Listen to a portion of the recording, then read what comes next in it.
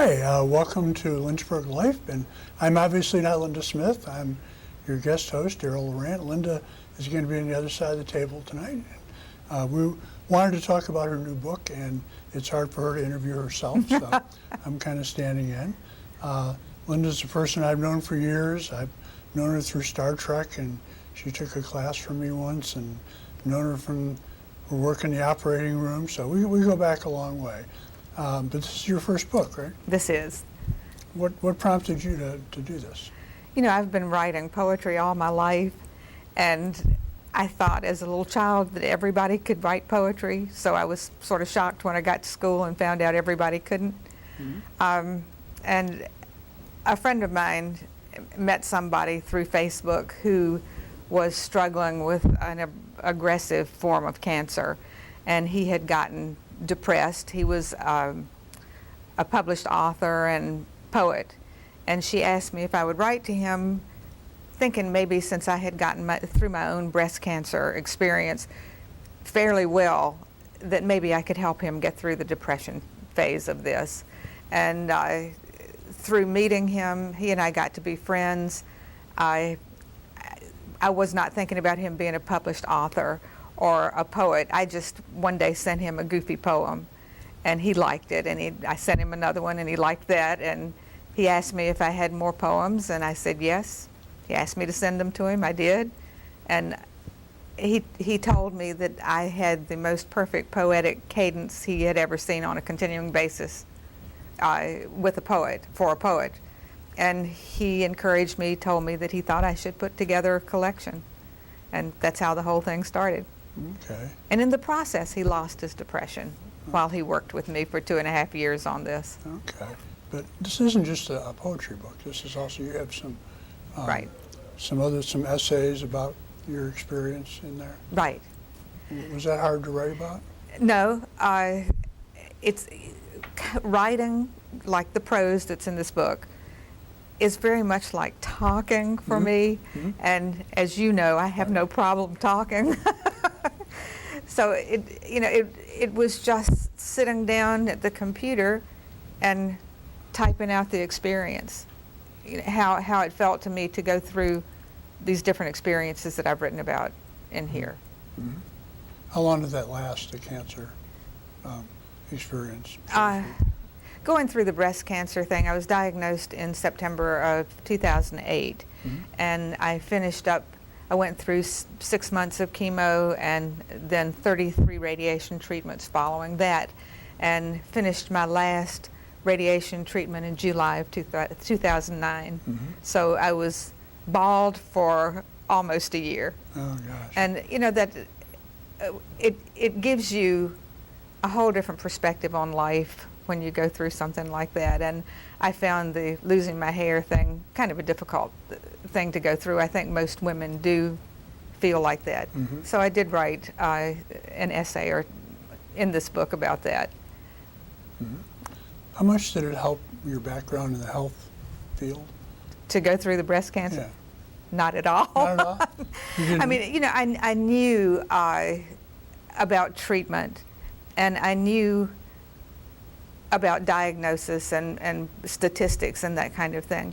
But actually going through it yourself, it's such a different thing. And at first, that first month after you get diagnosed, you're so overwhelmed with the diagnosis, and then people are sort of pushing you along, making appointments for you. You have to be here, you have to be there, you have to have an MRI, you have to be worked up for surgery, you have to find a surgeon, and in the process they're still doing blood work and EKGs and all this, and it's so overwhelming. I think that the medical community and surgical community is to be commended for the way they handle it, because you're really not thinking straight when this happens to you. So they take care of everything for you and just say, go here, go there. And of course my husband was an extremely good caregiver too. Yeah. Okay, so, but you had support among that group, right? Oh yes. All of the people that I worked with couldn't have been more supportive. Sending emails, asking if I needed anything.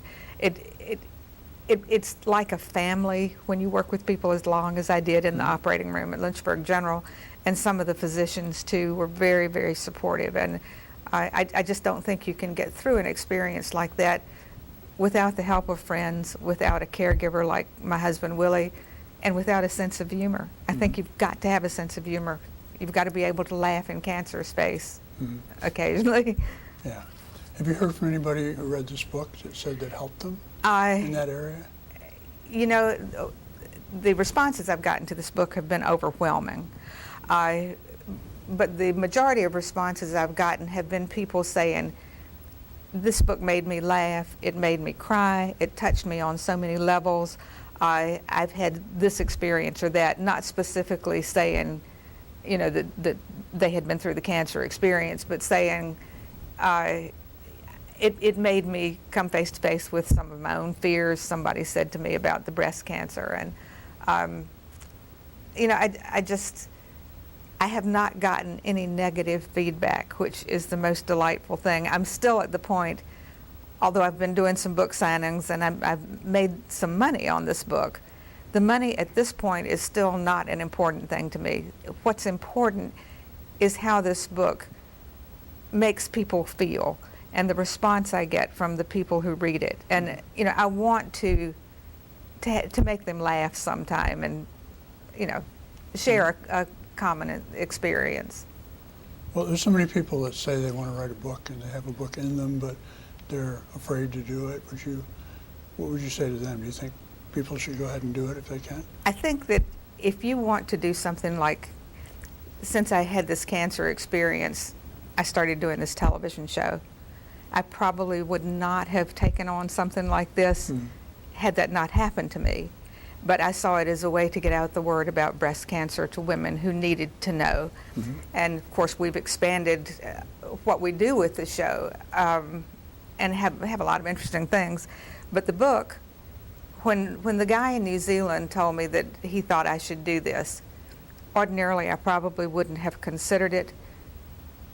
But when you go through the cancer experience, your perspective changes and you suddenly realize, you know, these things I put off, or these things that I think I want to do, now is the time to do them, because you really are not guaranteed a second chance. And I think that's why I have moved ahead and attempted to do a book or attempted to do a television show, because it's something that I've kind of always wanted to do. If you don't do it now, you might not get to do it. I agree. Well, you brought some pictures, I understand. I have. Well, how do we get them up? Phil, if you'll go on and put the pictures up, I'll tell you what they are. Right, this is a picture of my first book signing that I did at the gift shop at Lynchburg General Hospital. They were so kind to invite me to come over and do that.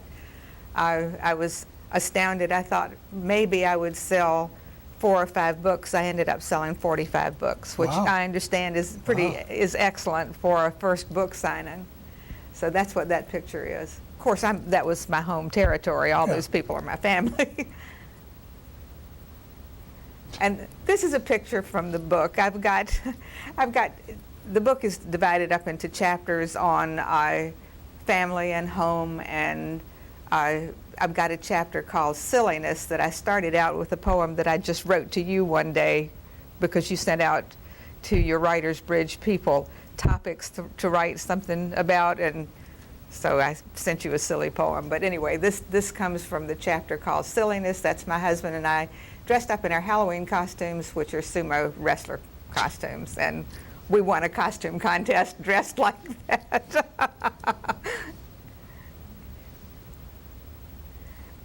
This book gave me an opportunity. My friend in New Zealand, my mentor, asked me if I knew anybody who could do any illustrations for the book. And I told him I had kind of a background, had a small amount of artistic talent, and he was just so excited. He said, please try it. So I ended up doing 6 illustrations for the book myself, and after everything has been said and done, I'm delighted to have used more than one talent in the production of this book. That's another artwork that goes That's with. uplifting right there. Yes, it goes with a poem about a young boy and can I say, losing his virginity in a graveyard, which has nothing to do with my life. It was just something that came to my mind, and I wrote a poem about it. Although a lot of my poems do have something to do with experiences, my life experiences, that one did not. And that picture comes from a poem I wrote called Daffodils, about spring in Virginia, and how one week it'll be 85 degrees and the next week we'll have snow on the ground, and it turns your daffodils into daffodils. And I wrote a 2-page poem about an outhouse, so that's the illustration I did to go with that.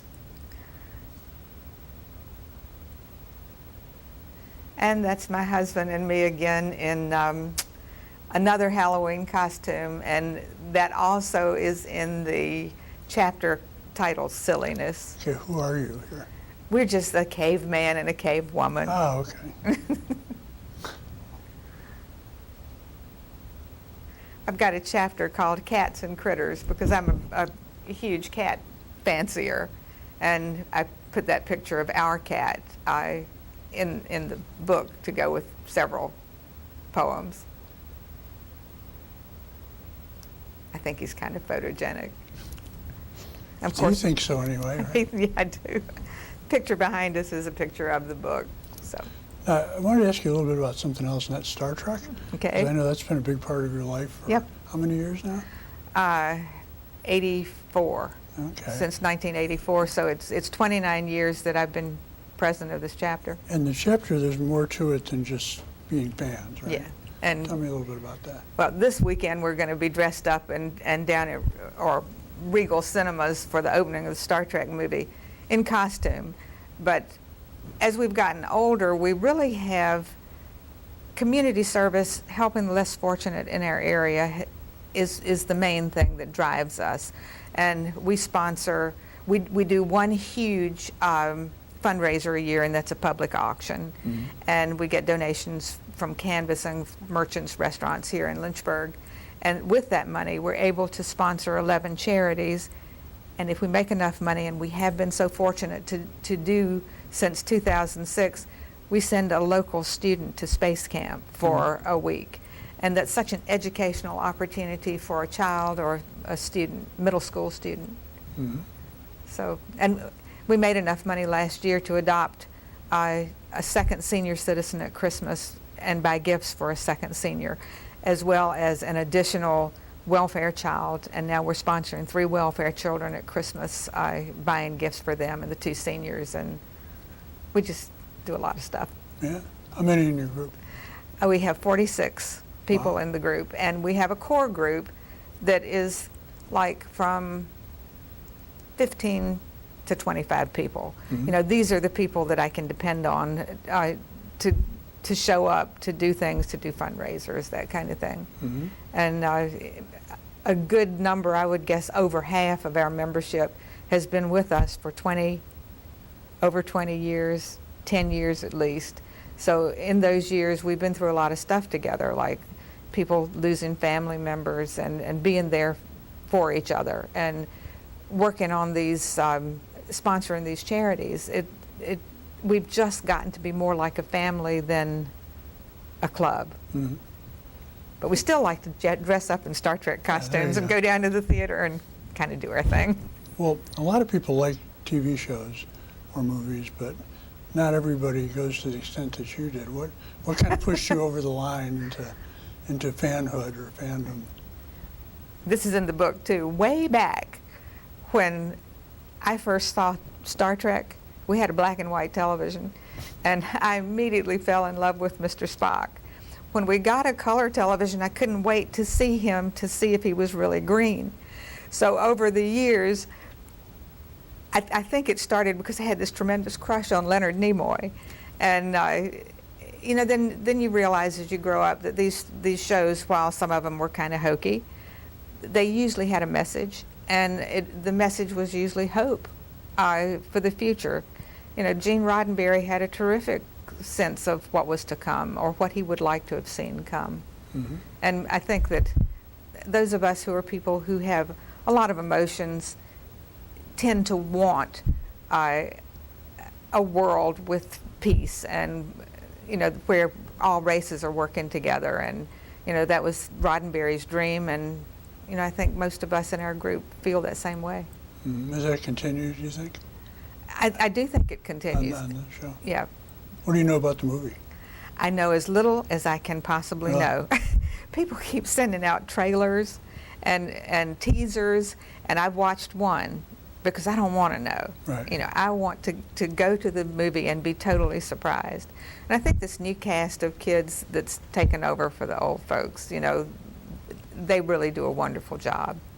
I do have a nice chapter on Star Trek in this book.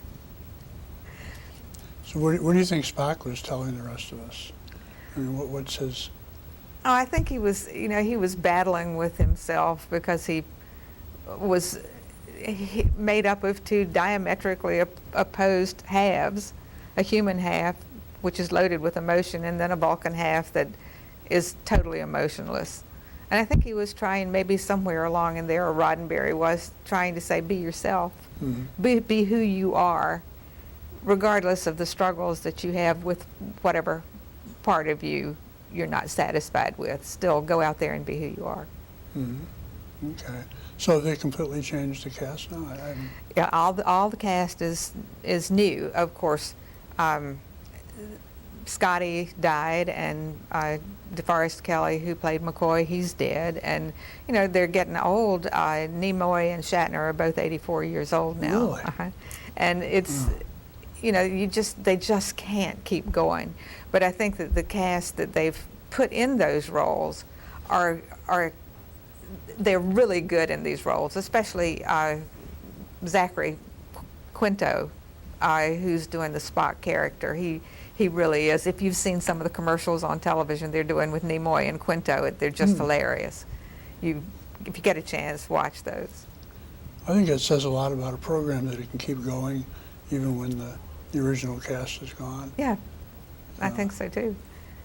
Okay, so you're not going to look at the spoilers or No. anything? No.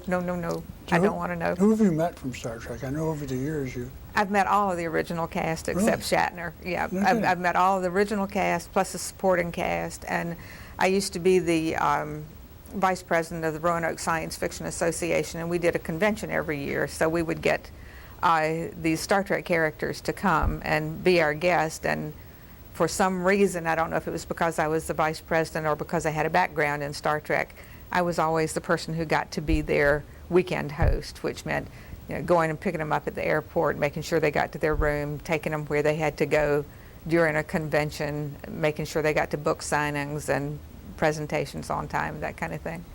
And the first time I ever saw a real live Star Trek cast member was George Takei. I couldn't contain myself. I was shaken. If I had had an opportunity to speak to him, I wouldn't have known what to say. But over the years, in being host for these people, you learn that they're just people like the rest of us, and who've chosen a different path. And one of the joys of my life and being involved with fandom has been meeting these people and meeting Leonard Nimoy. I've seen him 3 times, met him twice. Oh, where did you meet him? He was at a convention that my husband and I went to, 2 conventions, so that's how I met him. First time I saw him, I had taken my mom with me to Washington, D.C. to see him giving a presentation there. And she was so used to me being so crazy about Leonard Nimoy that when they announced him and said he was coming on stage, she reached over and grabbed my arm and she said, "I feel like I'm about to see God." But it's just been a pleasure to meet these people. Well, and how do other people react to you doing this? Like people you work with? People I worked with used to give me a hard time about it. They'd call me Trekkie, and I would correct them and say Trekker. But then when these people, after they would give me a hard time, I would turn around very seriously and say, "Look, we're feeding so many people through our donation to the Salvation Army Food Pantry. We are feeding animals in 3 shelters. because of our fundraisers. We're sending a child to space camp who gets to meet an astronaut and has an educational experience, which could change their career path. You never know. And after I went through all that, and people would start backing up, and knowing that they hit the wrong chord, but they also seem to respect what we do. I've had a lot of the surgeons come and say, what you do in the community for a small group, you really are able to come up with some miracles just because of the fact that we're all so dedicated to helping the less fortunate. Mm-hmm. Yeah, I remember one time when you got me entry into the operating room. I did. And it was a revelation, all the music and all that, people singing, and, Yeah, we dressed you up. Oh, you did? And we dressed you up in the scrubs that's and right, everything. That's right. And I remember that. Yeah. took you from room to room, and somebody was doing a gallbladder, and one of the surgeons was playing music, and you got to watch the gallbladder being taken out up on a Oh, screen. I remember that. Yeah, the scariest thing though was the knee replacement, because that was more like carpentry than medicine. Right. I thought, just wailing away on his knee with a hammer, I think, or something. Yeah, it's different if you're not really prepared or you're not used to doing that on a day-to-day basis. It can be strange.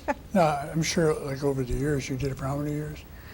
I worked in the operating room for 38 years. So there were times when people didn't make it, or there were some Right. down times, right? Right. And I've written an essay in the book about getting called out at night, one night. And of course this happened more than one time, but getting called out, and the person on the end of the phone who's calling me out said, you have a gunshot wound of the head, so get here now. And in the essay, I go through what goes through my mind as I'm leaving the house and looking for my keys. And in my head, I'm going through all the medications I'm going to need, what instruments I'm going to need for this, and how we lost that person on the table, and how we all just stood back, like we were seeing it for the first time. Because no matter how many times you're exposed to that kind of thing, it's always the first time, because that's a different person, and you don't know why they're there, you don't know why they had a gunshot wound to the head, but you've lost somebody and they're young, and there's no way that you can get through going through these traumas and not have it affect you personally. How did you deal with it? You try to stay professional, and in the process of doing everything, and this is one of the things that I commend nurses, especially operating room nurses and doctors and personnel. Everybody has their job.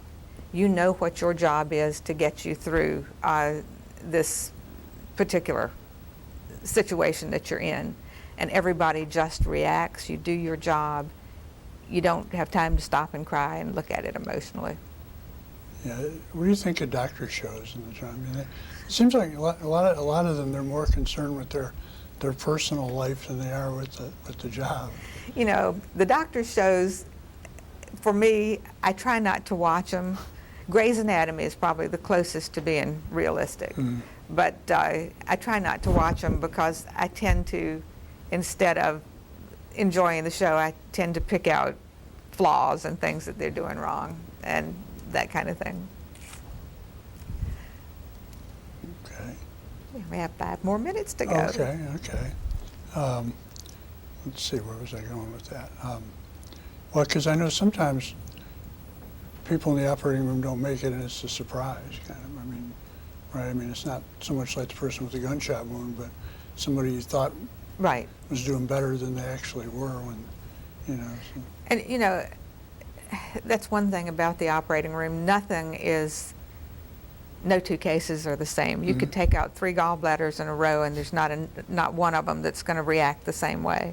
I mean, you have to be alert, and you have to be ready, even though you don't physically look like you're in ready mode, but you have to be in ready mode.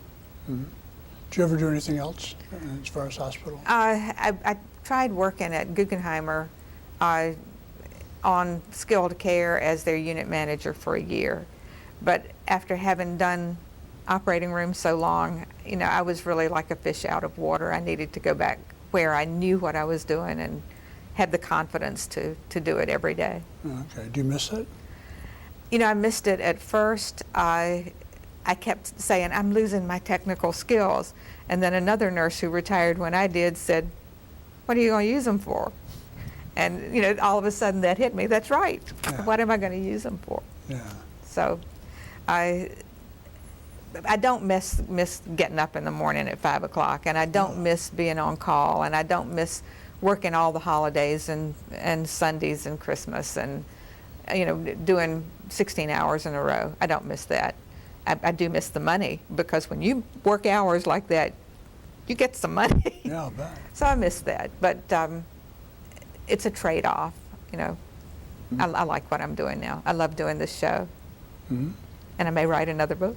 There you go. Why not, right? Right. So who's your next guest going to be? Yeah. My next guest is going to be, next show will feature advanced directives. You know, I think that there's so many people who don't know what that is. They hear advanced directives, but they don't know what it is or how important it is. So Wayne Lanham is going to be my guest, and he was a chaplain, chief chaplain at Central Health for years and years and years, and so he's going to come on and talk to us about that. Okay. Okay. All right. So you got how long? How many shows do you have lined up? I've got this show is booked through the end of September. Really? I keep having people who contact me wanting to be on the show, which to me says I'm doing something right, because I don't have to beat the bushes so much trying to find guests, because guests come to me now. And this is my anniversary month. I've been doing this show for 4 years. So, you know, you get some sort of a feel for what you're doing, and I think that your audience realizes that you are more relaxed and comfortable doing what you, and then plus the fact that we put these up on YouTube after, and the guests get exposure from that. We're almost out of time, Darrell. Okay. All right. Okay. I'm glad to have been your guest. It was fun. It was fun. I really enjoyed doing something a little different, and I thank you for being on the show as my guest host. Sure. All right. As I said, my next show will feature advanced directives. I thank you so much for watching. Have a wonderful evening. I hope you've enjoyed this show as much as I have. Good night.